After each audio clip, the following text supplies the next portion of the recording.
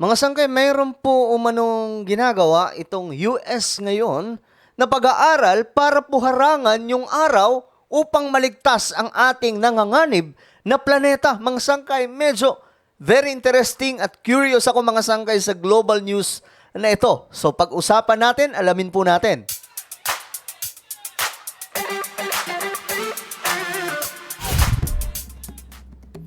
Okay guys, magandang oras po. Siyempre sa inyong lahat, mula sa Luzon, Visayas, Mindanao, Sabat, maging sa ating mga kababayan na nasa iba't ibang bansa. Shoutout po sa lahat ng mga solid sangkay na nandirito ngayon mga sangkay. Pag-usapan po natin itong meron po umanong pag-aaral ngayon ng Amerika mga sangkay para po itong araw natin ay maharangan. Hindi ko alam kung paano gagawin ito mga sangkay. Harangan daw umano yung araw para mailigtas lamang po yung ating nanganganib na planeta.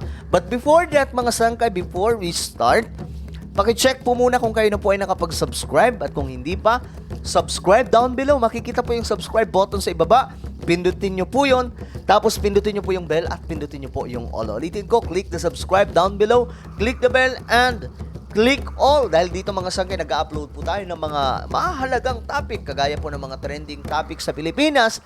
At syempre, yung mga update natin patungkol po sa global news like climate change, ano pang mga gulo o ano mang mga naiimbento ngayon mga sangkay, kagaya po nitong pag-uusapan natin ngayon. So ano pang hinihintay mo? Subscribe na, click ang bell at i-click nyo po yung all. So ito na guys. Ayan po ang balita mula po sa First Post International Media mga sangkay. Amerika umano wants to block the sun. Is the US playing with fire? Ano kaya ito mga sangkay, no? Tingnan po natin. Our planet is burning, climate disasters are becoming extreme, over 3 billion people are at risk of being displaced or worse. Okay. Sabi po dito mga sangkay, ang ating planeta daw ay dahan-dahan na pong namamatay. At ngayon mga sangkay, syempre marami po ang maaapektuhan nito. Dahil nga po sa patuloy na pag-init ng ating planeta, global warming na nagdudulot po ng abnormal na climate change. So ito, block the sun to save the planet. Ito po yung topic nila. Clearly, the climate time bomb is ticking and countries are scrambling to find solutions. So talagang ang buong mundo ngayon mga sangkay ay naghahanap di umano ng solusyon. So far, they've made little progress, and now America may have come up with a new idea. US, meron pong ideya mga sangkay. Ano kaya ito? Na-curious lang ako kasi paano nila mahaharangan yung araw sa ating planeta? Ano yun? Gagawa po sila ng parang shield? Bah, matindi po ito. It wants to block sunlight from reaching the earth. Narinig nyo naman. Haharangan daw po nila yung sunlight na papunta sa Earth. As bizarre as it sounds, this phenomenon is no longer science fiction. It has made its way to legitimate debate. The question is, can it be effective? Or is it just another extreme artificial tactic to alter our atmosphere?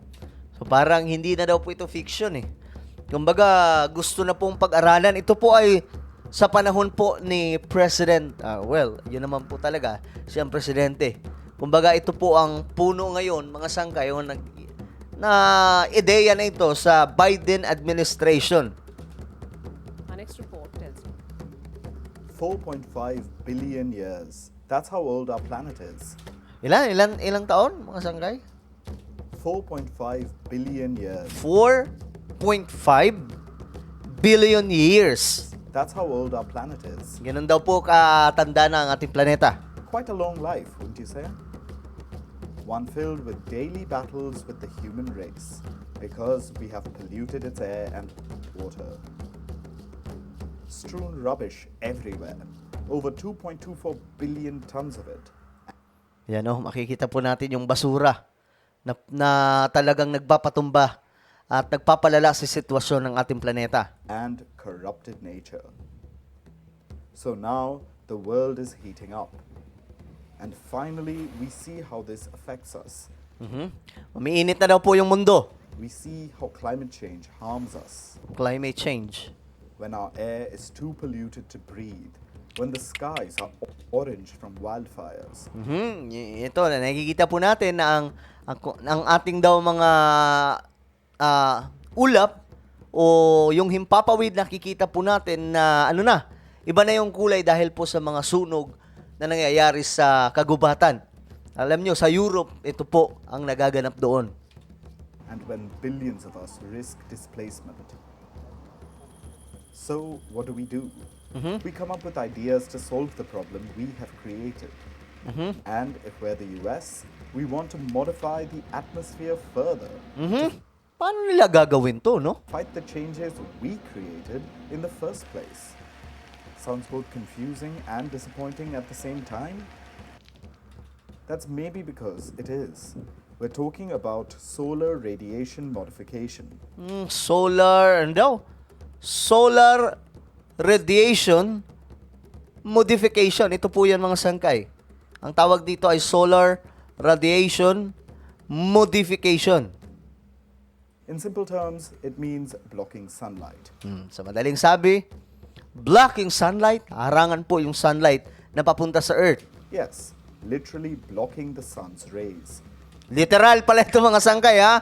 Baka isipin ng iba, baka hindi literal yan. Altering sunlight. This is seen as a potential response to fighting climate change. It sounds like science fiction, like some massive shield created by mad scientists that could protect our planet. But, believe it or not, this could actually become reality. Thanks. Kumbaga, noon, mga sangkay, yun po dito, ito lamang po ay science fiction. But right now, nagiging reality na po ito, mga sangkay. Di ba nga, sabi ko nga po ito, yung mga napapanood po natin sa movies na mga science fiction, ngayon ay nagkakatotoo na. Yung AI, noon, mga sangkay, nasa movies lamang po yan. But right now, it becomes reality.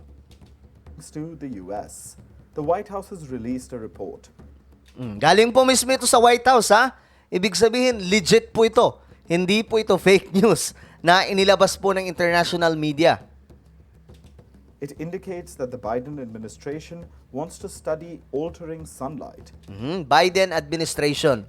to research this phenomenon some more because it could potentially cool the planet. And fairly quickly, that too. Okay. So ito ang nakikitang paraan nila, mga sangkay, para ang ating planeta ay hindi lalong uminit, mga sangkay. Kasi ito po yung reason ngayon kung bakit, di ba? Mainit na yung panahon, may global warming. So yung mga yelo, di naman po tayo scientist o na may alam po tayo, but ito po yung mga nababasa po natin sa mga balita, mga sangkay, na kaya natutunaw ng mabilis ang yelo dahil sa patuloy na pag-init ng ating panahon.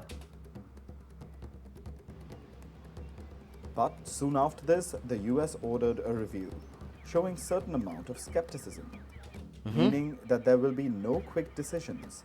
For the time being, just research.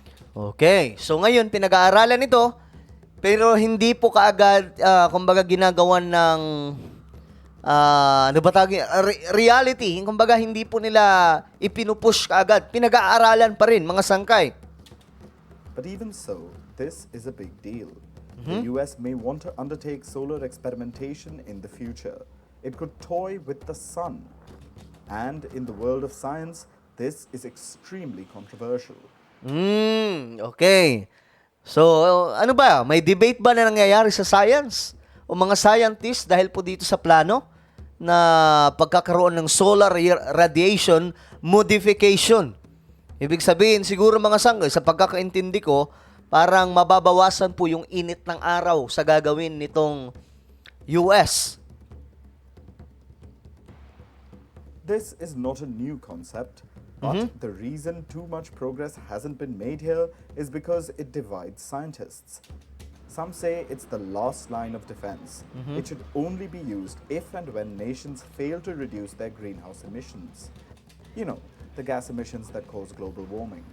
But that Gas emissions. Okay, I don't know kung alam nyo po ito, yung gas emissions, ito po yung nagtutulak kung bakit lalo pong lumalala ang global warming at climate change. And there is another school of thought. Some experts have issued serious warnings, saying that it could make the atmosphere dependent on a particular substance. So, if this stops, it could abruptly increase temperatures.